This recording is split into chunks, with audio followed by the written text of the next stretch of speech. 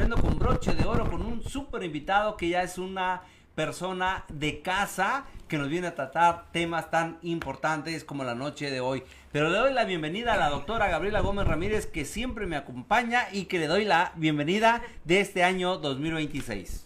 Claro que sí, buenas noches a nuestro auditorio que sigue la transmisión siempre iniciando este 2026 con toda la actitud, con toda positividad y sobre todo, ¿verdad?, con buena salud y sobre todo también algo que acaba de referir doctor Molina en el aspecto de que el día de hoy vamos a iniciar su programa Jurisconsultando con un gran invitado. Vamos a iniciar con el pie derecho, vamos a iniciar con esa patadita de la buena suerte y nada más ni nada menos que tenemos aquí al doctor Salomón Centeno Urbina. Gracias. Bienvenido, la verdad, como bien refiere el doctor Molina, en su casa. Gracias. Las veces que quiera venir y todo, porque siempre nos trae temas tan interesantes y el día de hoy no es la excepción y el tema que trae son aspectos jurídicos de diversas índoles, pero que son muy importantes y sobre todo que están actualizados porque son, así que esos cambios, esa transformación del derecho que siempre, pues ahora sí que hay que estar al pendiente y nada más ni nada menos que con nuestro invitado y bienvenido.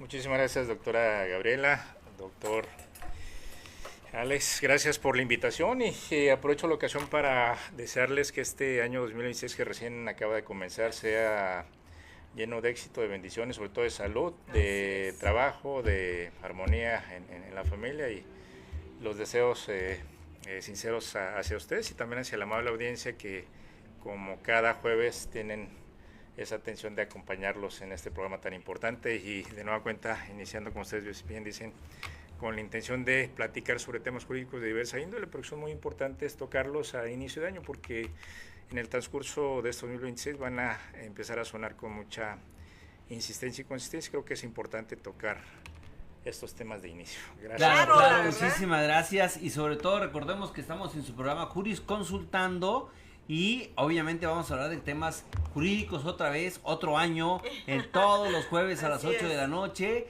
y temas muy, muy importantes como esta noche. Y acaba de mencionar esto de que debemos de iniciar y sobre todo nos estamos dando sorpresas aquí con la doctora, pues que ya subieron los precios de las actas de nacimiento, las actas de, acabamos de hacer un registro de divorcio y que resultó... iba a querer casarse, ya iba a querer divorciarse. Ahora para divorciarse también ya sale hasta, subió el, que estamos hablando como del 150%, porque el año pasado era 740 pesos que se pagaba para la inscripción del acta de divorcio.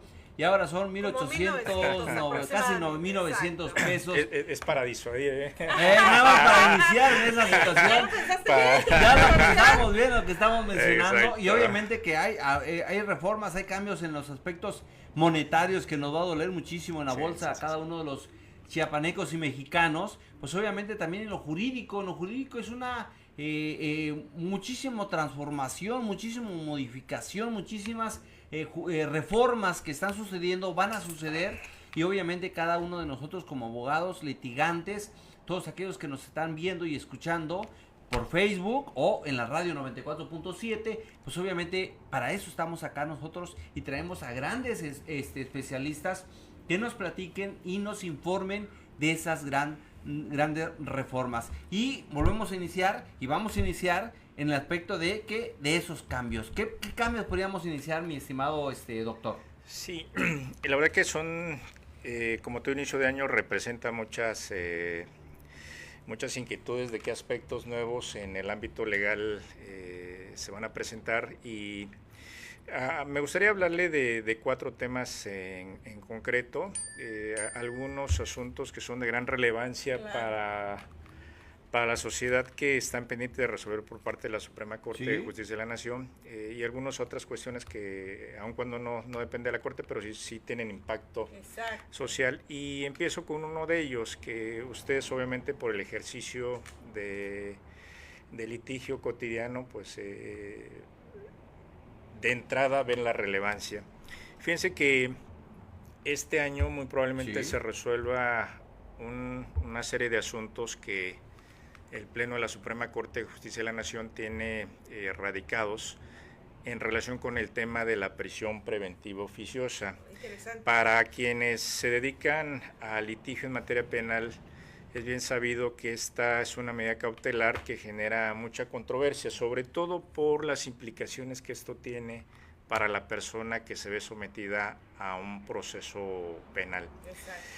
En el Código Nacional de Procedimientos Penales se establece una serie de medidas cautelares cuando una persona es sujeta a una autovinculación a proceso y precisamente se le fijan estas medidas para efectos de que pueda seguir el proceso ante el juzgado de control. Dentro de ellas está la prisión preventiva, pero existen dos modalidades, que es la prisión preventiva justificada y la prisión preventiva oficiosa. Específicamente en el caso de la prisión preventiva oficiosa, hay una polémica porque recientemente, en el año 2003, la Corte Interamericana de Derechos Humanos resolvió 2 asuntos acumulados en donde emitió sentencia de condena en contra del Estado mexicano. Reprobados, ¿no? Así es. Y determinó que la figura de la prisión preventiva oficiosa es inconvencional, va en contra de la Convención Internacional en materia de derechos humanos, porque, y así lo dijo la Corte Interamericana, es una pena anticipada que se le impone a una persona que está sujeta a proceso y que todavía no ha recibido sentencia de condena.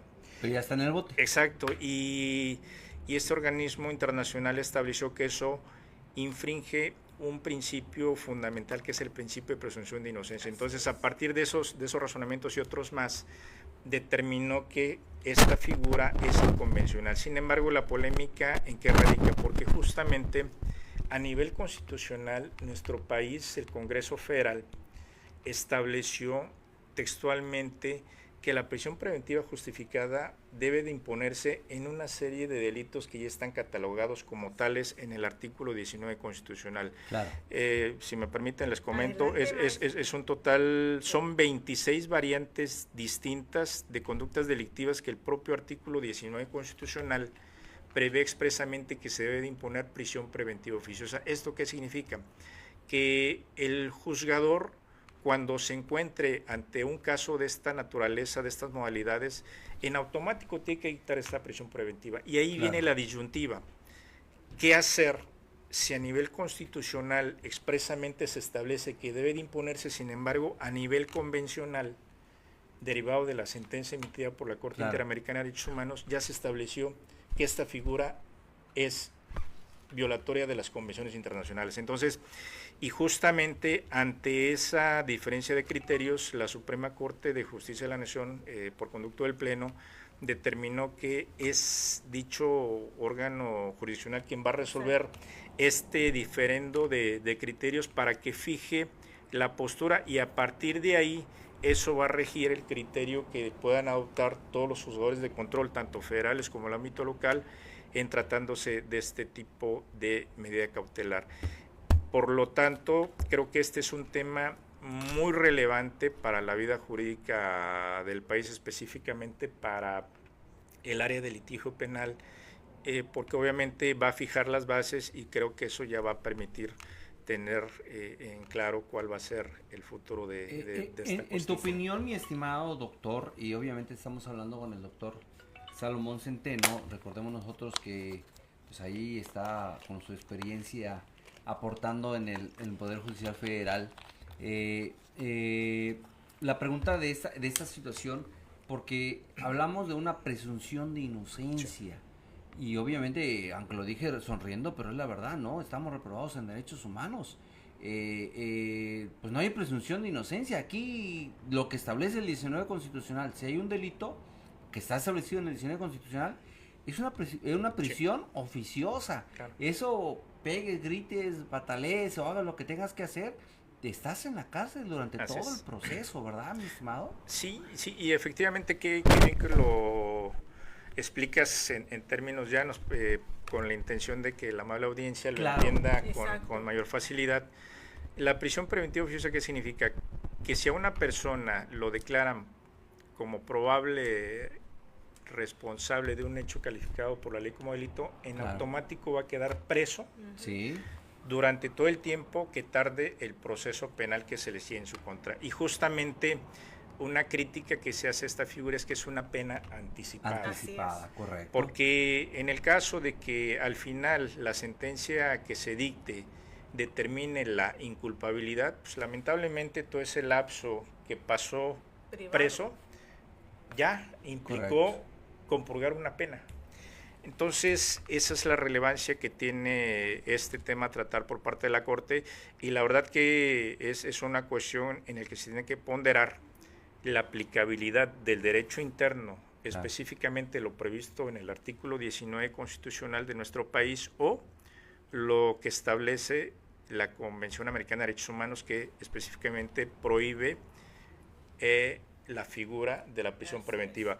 Ahora, un argumento que los internacionalistas tienen y precisamente quiso valer la Corte Interamericana es en el sentido de que ningún Estado que forme parte de la Organización de Estados Americanos puede hacer valer su derecho interno para desconocer las normas internacionales. Correcto. Y ahí precisamente está lo complejo del caso, porque textualmente en el artículo 19 constitucional se establece que lo establecido en este precepto debe interpretarse tal como está descrito, no admite interpretación en otro sentido. Entonces, creo que es un asunto de mucha importancia que amerita estar pendiente de ello, porque seguramente esto va a definir en adelante una... Es así que datos estadísticos, si me permiten, voy a leer el dato, sí, claro, porque claro, son cifras elevadas. Es importante. Actualmente pues, son más de 50,000 personas que están sujetas a prisión preventiva justificada. ¿A nivel nacional? Sí, entonces imagínense, de resolverse esta contradicción en uno u otro sentido, pues creo que esta cuestión pues bueno va a quedar definida, ¿no? Entonces ese es uno de los temas relevantes y creo que debemos de darle seguimiento puntual. Sí, porque después si imaginamos o nos ponemos a pensar que delante de todo el proceso y en sentencia sale con que es inocente, pero ya estuvo 2 años en la cárcel. Sí, y si me permiten, hace poco tiempo todavía se emitió una sentencia absolutoria. ¿Sí? Fue un caso muy polémico. Ese asunto se siguió con el anterior sistema penal inquisitivo. Ajá. Fue un caso muy sonado de un secuestro en la Ciudad de México que intervino una persona de origen extranjero.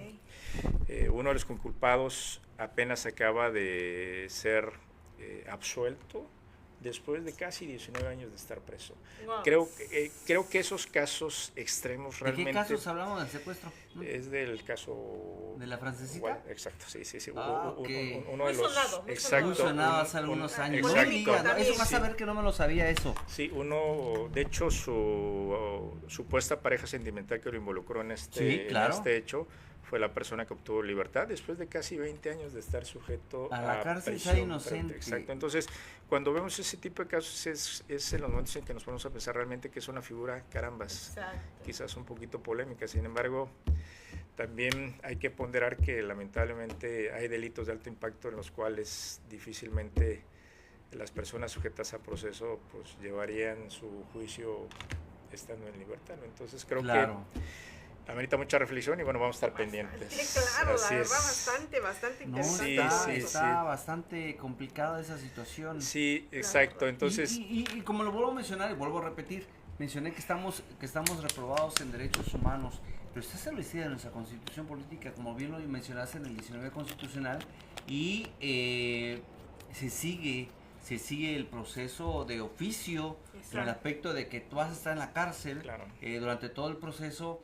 Y no se respeta hasta ahorita lo que me ha mencionado la Suprema, a nivel internacional, lo establecido de que esa presunción de inocencia, pues en México todavía no hay, bueno, no es que todavía, como que no le dan entrada, no lo entendemos en eso. Sí. Correcto, seguimos con el anterior, exactamente, doctora, eso del presunto culpable, no sé si te acuerdas, aquella película que se hizo muy famosa por la presunción de la culpabilidad.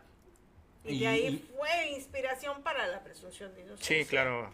Claro, y muy cierto lo que dice usted, pero pues seguimos dando la lata dando en esos aspectos, porque el número está bastante grave, 50,000, más de 50,000 personas detenidas, y la presunción de inocencia, pues quién sabe, ¿no?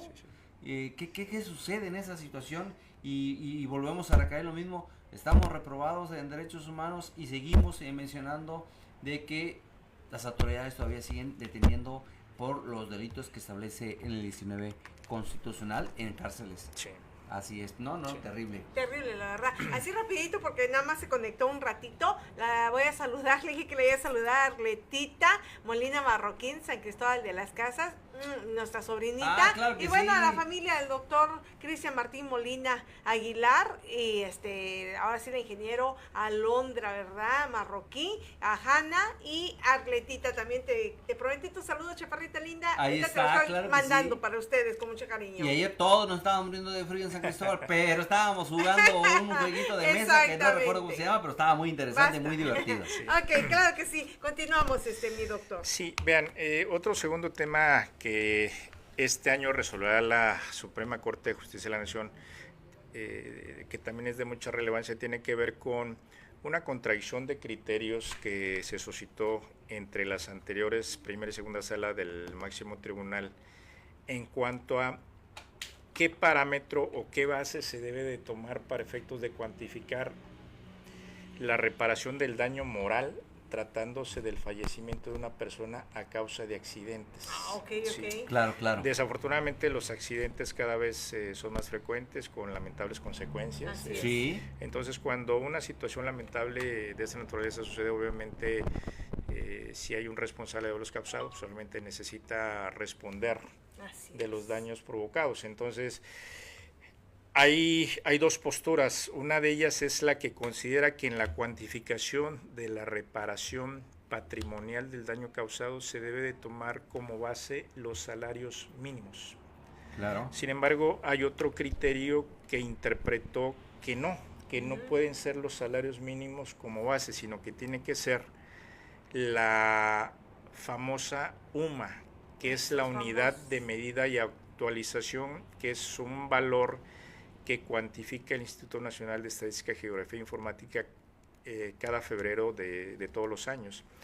El punto es que si se aplica la UMA en lugar de los salarios mínimos, la diferencia es abismal. Exacto. ¿En qué sentido? Les pongo un ejemplo. Es que la UMAS tiene números más bajos. Sí, ¿verdad? Más bajos. Claro, Entonces, claro. Por ejemplo, en el caso del fallecimiento de una persona a causa de un accidente, la cuantificación se hace con base en los parámetros que señala la Ley Federal del Trabajo en caso de muertes por accidente de trabajo. Se establece que debe de cuantificarse sobre 5,000 días de salario. Sí. Haciendo el cálculo en pesos, equivaldría a 1,812,000 pesos. Ahorita, el ¿no? cálculo, sí, tiempo. pero si aplicamos la base del salario mínimo. Exacto. Sin embargo, si aplicamos como base la unidad de medida de actualización, la cantidad sería 565,700 pesos. Entonces, si vemos la diferencia, es abismal. Entonces, ¿por qué es relevante este tema que va a resolver la Corte? Porque va a definir ya en específico cuál va a ser la base de cuantificación. Entonces, a partir del criterio definitivo que se emita, todo lo que tenga que ver con cuantificación de daño patrimonial se tiene que ajustar a ese parámetro. Ahora, como siempre, en un litigio hay dos partes en oposición. Desde luego, quien vaya a hacerse cargo de la obligación patrimonial va a ser de la idea de que se cuantifique con base en UMAS, porque el monto a pagar va a ser menor. Sin embargo, para la persona afectada y a quien tenga que resarcírsele el daño causado, pues obviamente no le conviene. Exacto. Porque, y hay una lógica en ese sentido. Imagínense, por el fallecimiento de una persona, la familia queda desamparada durante todo el resto de su vida. Claro. Entonces, ¿cómo solventar todas las necesidades propias que se tienen cuando ya el proveedor no está? Así es. Creo que cualquier cantidad no suple la falta. Sin embargo, desde luego ninguna suma pagada ni una cantidad, va a ser suficiente. pero si esta disminuye, va a tener un impacto Exacto. muy significativo. Y ahorita lo que están mencionando, que es muy importante, se me vino a la mente, ¿verdad, doctor? A ver, le hago doctor, memoria.